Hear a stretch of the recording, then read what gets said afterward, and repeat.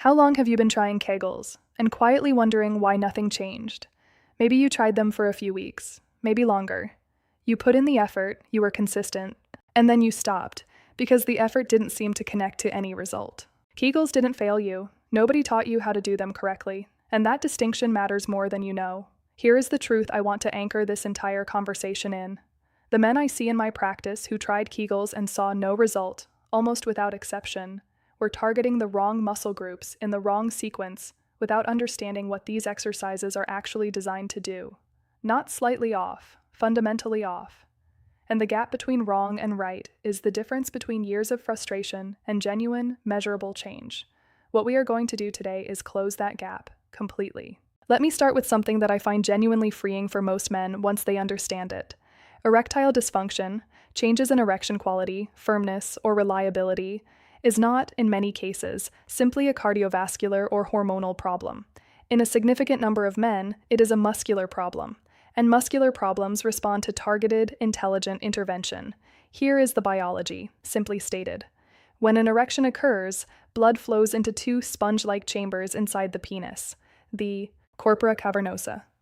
For that erection to be firm and sustained, two things must happen together. First, blood needs to arrive efficiently, a vascular function. Second, that blood needs to stay, and that is largely a muscular function. Think of it like a bucket. You can have the water arriving at full pressure, but if the bottom of that bucket has holes, the water leaves as fast as it enters. A weak pelvic floor is the holes in the bucket, the blood arrives, and then it goes. The muscles responsible for keeping the bucket sealed are two specific structures in the pelvic floor: the ischiocavernosus, which wraps around the root of the penis and is directly responsible for erection firmness, and the bulbospongiosus, which compresses the deep penile veins, keeping blood from draining out before it should. When these muscles are strong and coordinated, erections are firm and sustained. When they weaken, with age, with prolonged sitting, with years of not being trained, erection quality suffers.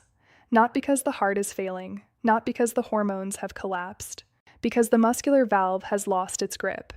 Most men have never been told they have a pelvic floor. We discuss it constantly in women's health. In men's health, it is almost invisible, and that silence has cost a great many men years of unnecessary confusion. Now, before you say, "I've already tried Kegels before, and they made no difference for me," let me stop you right there, because this is exactly the moment where most men close a door that should stay open. The research on pelvic floor training for erectile function is not ambiguous. A landmark study in the British Journal of General Practice followed men with erectile dysfunction through a structured pelvic floor rehabilitation program. 40% regained completely normal erectile function. 35% showed significant improvement. A follow-up study in BJU International confirmed those improvements held long after the supervised program ended. These are not the numbers of a marginal or placebo-driven intervention. These are the numbers of a real, targeted biological change. And the men who saw no benefit? In most cases, when you examine the details, they were doing it wrong.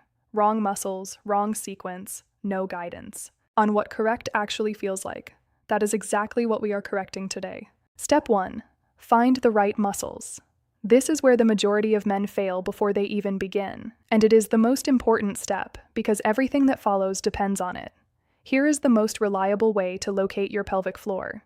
Imagine you are urinating and you want to stop the flow midstream. The muscles you would use to do that, not your thighs, not your glutes, not your abdomen, those are your pelvic floor muscles. That upward, inward lift. That subtle, internal draw. A second reference. Imagine you are in a quiet, crowded room and you need to prevent passing gas. Same group of muscles, same sensation. Think of it like trying to move just your pinky finger, without moving any other finger. The first time you attempt it, other fingers move automatically. Your brain hasn't learned that precision yet. With repetition, the isolation becomes reliable. The pelvic floor works exactly the same way. At first, the glutes want to join in. The abdomen volunteers to help.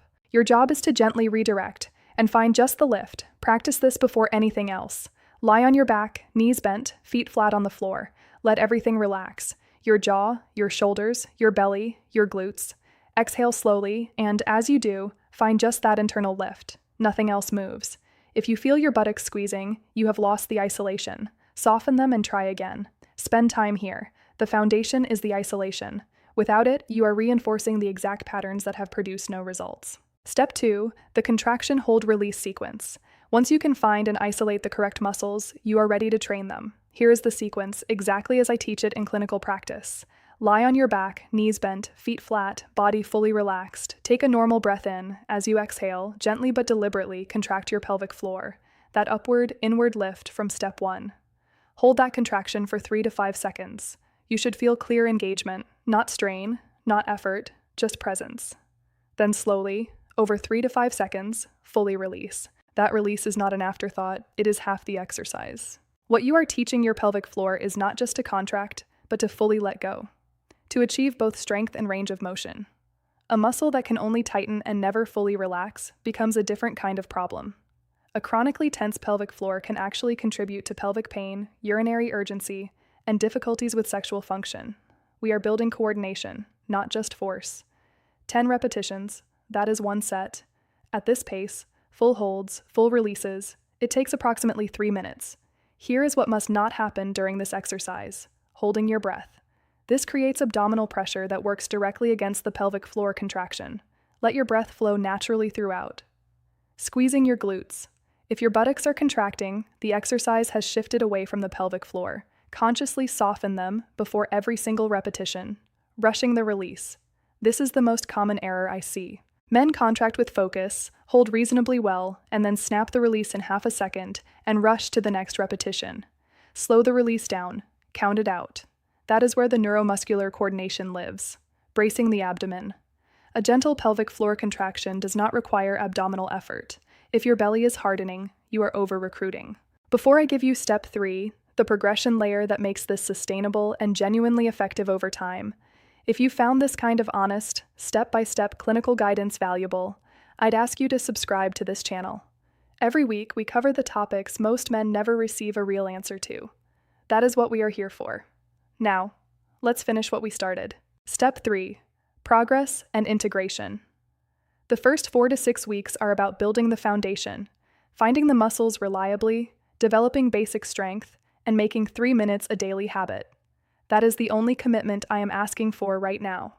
After that initial phase, you begin progressing. Extend the hold time.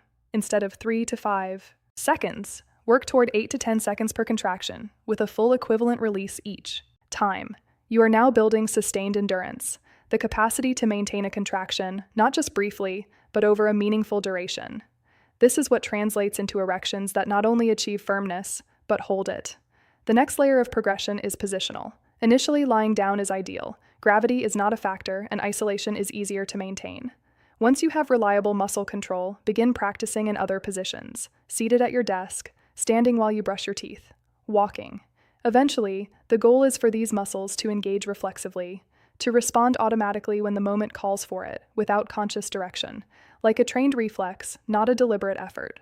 Some men in my practice add what I call a quick twitch variation, a rapid, sharp contraction followed by an immediate full release, repeated 10 times.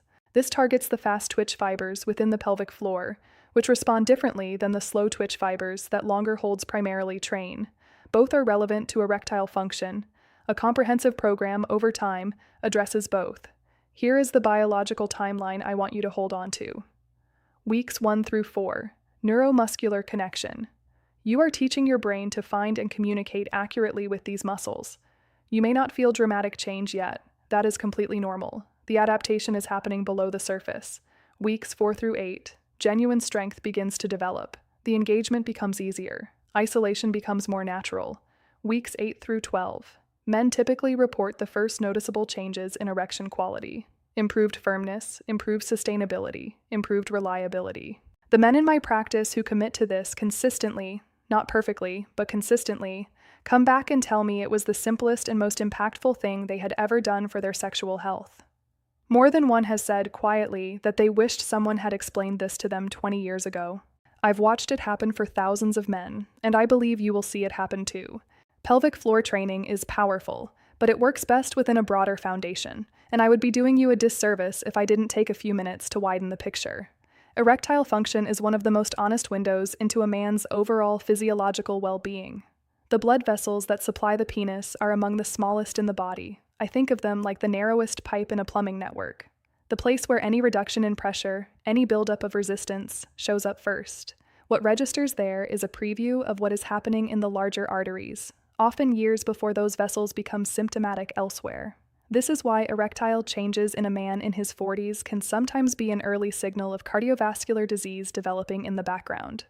Regular aerobic exercise, brisk walking, cycling, swimming, 30 minutes most days, speaks directly to vascular health. The evidence behind it for erectile function is as strong as any pharmaceutical intervention ever studied. Sleep is profoundly underestimated. The majority of daily testosterone production occurs during deep sleep, specifically during the later sleep cycles that get compromised when we sleep too little or too poorly. Chronic sleep deprivation suppresses testosterone measurably, and I want to name sleep apnea specifically because it is one of the most common and most underdiagnosed contributors to both low testosterone and erectile dysfunction that I encounter clinically. If you snore loudly, if you wake feeling unrefreshed regardless of hours slept, or if a partner has ever told you that you stop breathing during the night, please get evaluated. Treating sleep apnea can produce dramatic improvements in sexual health because it restores the deep sleep stages where so much of the body's hormonal and vascular maintenance actually happens. Chronic stress keeps the sympathetic nervous system dominant, the fight-or-flight state. An erection requires the parasympathetic nervous system, the rest and connect state. These two systems cannot operate simultaneously at full power. Stress and erections are physiologically in direct competition. This is not a metaphor, it is biology. And if performance anxiety has become part of your experience, one difficult moment creating anticipatory fear, which creates tension, which makes difficulty more likely, which deepens the fear. I want you to know, this is a predictable physiological response, not a character flaw. It responds to intervention. Cognitive behavioral therapy, sex therapy, and honest conversation with a partner have demonstrated real clinical effectiveness. The cycle can be interrupted. Understanding the physiology, which is part of what we've been doing today, is itself a piece of interrupting it. I want to speak to the men watching this who are wondering whether what they are experiencing warrants a conversation with a physician. My answer, almost universally, is yes. Not because something is certainly wrong in a frightening way, but because understanding what is happening in your body through a real, comprehensive clinical evaluation is always more powerful than managing uncertainty alone. A thorough evaluation begins with a full history. When changes began, whether morning erections are still present, your sleep and stress picture, your medications, any diagnosed conditions. Laboratory work, total and free testosterone, SHBG, metabolic panel, blood glucose, cholesterol, thyroid function. These numbers tell a physiological story, and that story guides what happens next. For many men, the path forward involves exactly what we discussed today: lifestyle optimization, structured pelvic floor training, sleep and stress support, ideally with a pelvic floor physical therapist who can assess your technique directly. Yes, these specialists work with men. Yes, partnered guidance is more effective for many patients than going it alone. For others, medical options are appropriate and effective. Oral medications that support blood flow. Testosterone replacement when levels are clinically confirmed as low. A range of interventional options for men who need them. There is no dead end. There is a spectrum of solutions. And a urologist who specializes in men's sexual health can walk you through all of them. Please do not wait. The earlier these conversations happen, the more options exist. Your sexual health is not a luxury concern. It is a legitimate and important dimension of your overall well-being. And you deserve care that reflects that. Before you close this video, I want to ask you something. What have you lost? Not to shame you, but honestly, what has the confusion around this cost you? In intimacy, in confidence, in how you feel in your own body, in how present you have been able to be with the people who matter to you most? Because here is what I know from treating thousands of men who have carried exactly this question quietly. The ones who recover, and most do, are the ones who stopped explaining it away and decided to pay attention, to invest 3 minutes, to do the thing correctly, with someone finally explaining what correctly means. The 3 steps we walked through today are not complicated, but they require something many men have not been given permission to do, to take their own bodies seriously, to show up for themselves quietly and consistently over weeks and months. Your body is not finished with you. It is waiting for you to meet it with the same consistency it has met you your entire life. I've watched men in their 50s and 60s rebuild something they genuinely believed was gone. I've watched it happen for thousands of men, not through dramatic interventions, but through consistency, through getting this right and committing to it. If today gave you something real, something you can actually use, please subscribe to this channel. Every week we cover the topics most men never receive honest answers to, and I have linked a video above that takes the next step from exactly where we left off today. Take care of yourself, because you are absolutely worth it.